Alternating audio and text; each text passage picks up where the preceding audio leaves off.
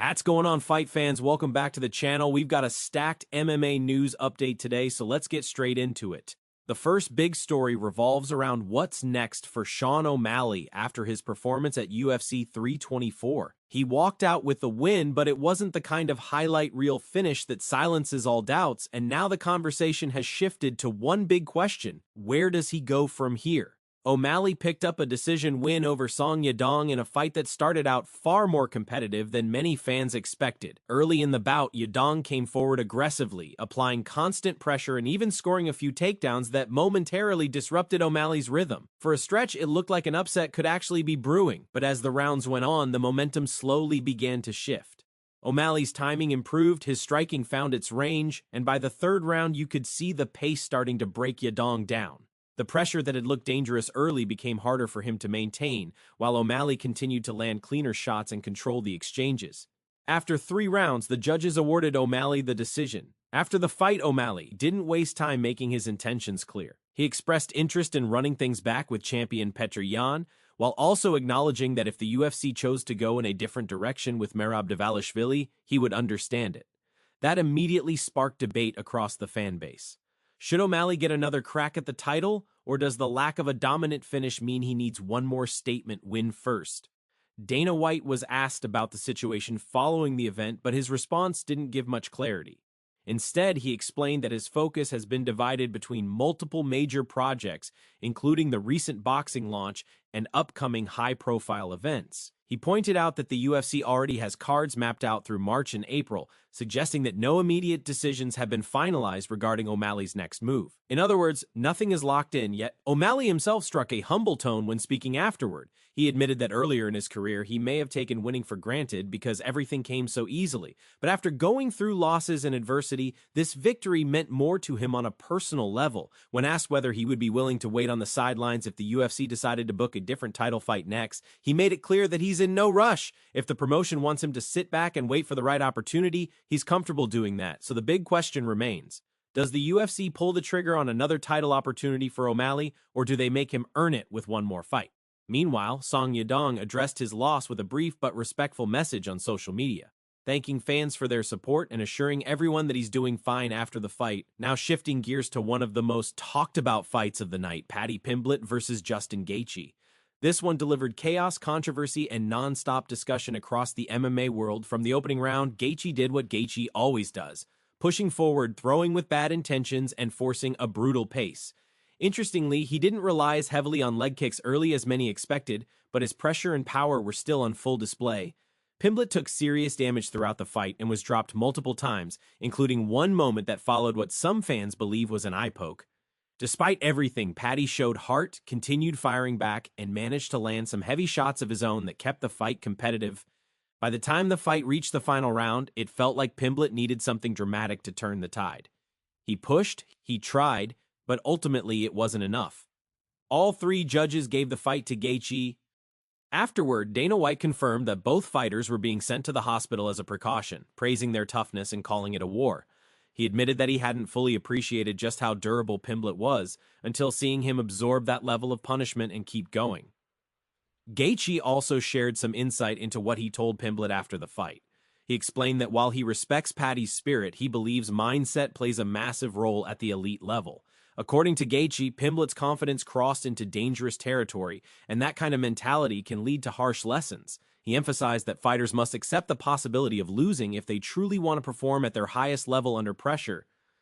Now that Gaethje holds the interim title, attention immediately turns to what comes next.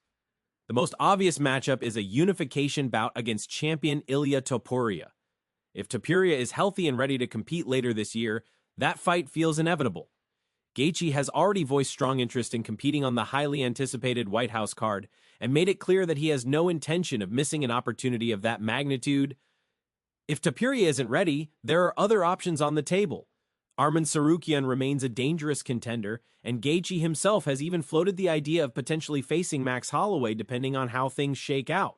No matter which direction the UFC chooses, Gaethje has positioned himself directly in the center of the lightweight title picture once again. For Pimblett, the path forward is less certain. He may need time off after such a brutal fight, but there's also the possibility that the UFC looks to capitalize on existing rivalries. A matchup with Tsarukyan, given their ongoing tension, could be an easy storyline to build. It would keep Pimblett in the spotlight while allowing the title picture to develop separately. Adding more fuel to the fire, Ilia Topuria reacted to the fight on social media with a post that didn't hold back.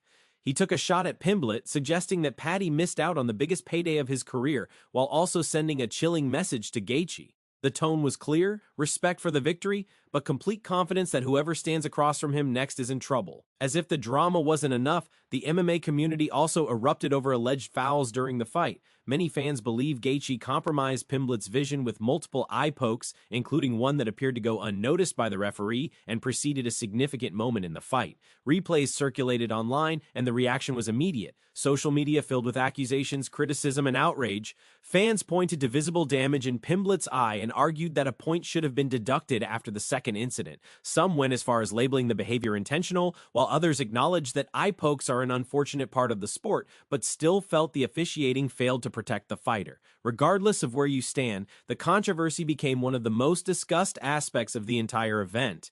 The debate now is simple but divisive. Was it accidental chaos inside a fast-paced fight, or should stricter consequences have been enforced? And more importantly, will the UFC address these concerns moving forward? Moving on to another major update, Dana White also confirmed why the fight between Michael Johnson and Alexander Hernandez was abruptly pulled from the card. According to him, the decision was based on suspicious betting activity flagged by Integrity Services. Once the concern was raised, the promotion decided to remove the bout immediately. He also acknowledged that the FBI is already heavily involved in broader investigations related to betting irregularities, meaning this situation could evolve further depending on what they uncover. In a separate topic, Dana also addressed criticism surrounding the amount of advertising during the first Paramount-era UFC broadcast. Some fans complained that ads interfered with walkouts and corner footage. White responded by saying he hasn't reviewed the full broadcast yet, but reminded fans that the pricing structure has changed and that adjustments are still being made. He emphasized that the entire model is still a work in progress. Ariel Helwani added another layer to the discussion by reporting that the upcoming historic White House card is expected to feature no sponsors on the octagon canvas or cage. That decision would dramatically change the visual presentation of the event and has sparked conversation about how the cage will look and whether the absence of logos will make the physical toll of the fights more visible.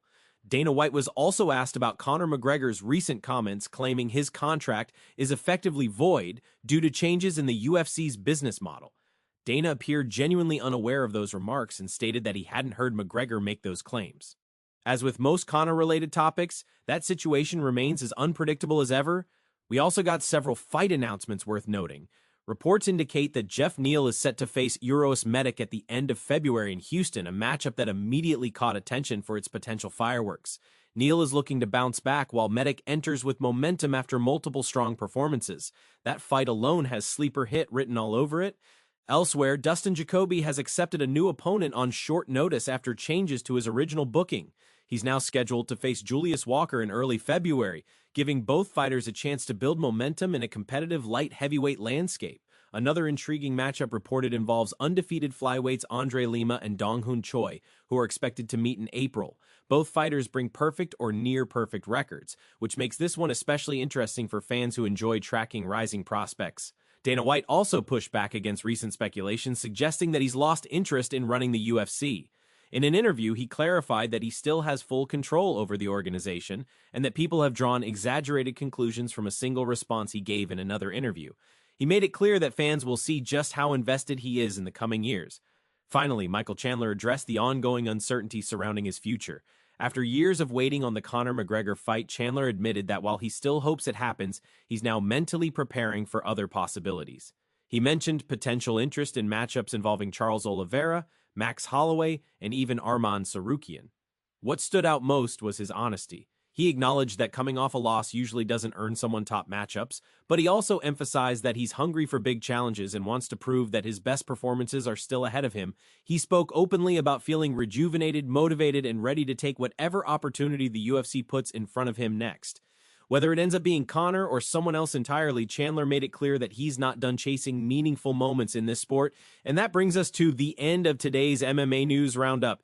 As always, make sure you're subscribed with notifications turned on so you don't miss the next upload, because with how fast everything is moving right now, there's always another major story right around the corner. We'll see you in the next one.